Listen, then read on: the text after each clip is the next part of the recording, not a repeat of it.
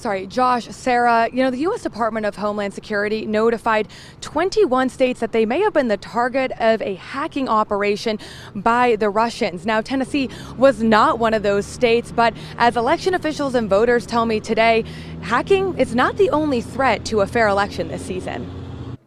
As voter turnout reaches record highs, voter trust in elections may be at an all-time low. I mean, I feel like it's rigged personally. It is disconcerting that the results don't often match up with the opinions that I hear. A fear that's fallen largely on the shoulders of county election commissions to address. It's more a fear of what could happen than what has actually happened.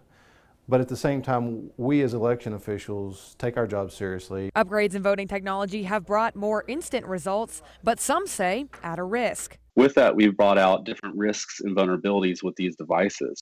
And so the problem with this is that ultimately voter confidence is going to be low if there's any kind of incident. Yet county officials insisting they're prepared. There's this myth that somehow someone can hack a voting machine. Following recent increases in staff training and security protocol. Those voting machines are secure.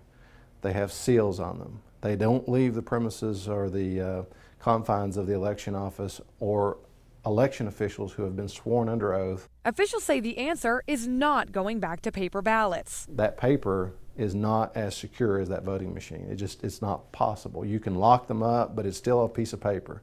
Paper can get wet, paper can burn. And maybe the biggest concern for voters and election officials happens before Election Day. It's just as likely that somebody could disrupt an election and never, ever even lay eyes on a voting machine. I think I'm more worried about misinformation and people not understanding what they're actually voting for. Don't just believe something you see on Facebook,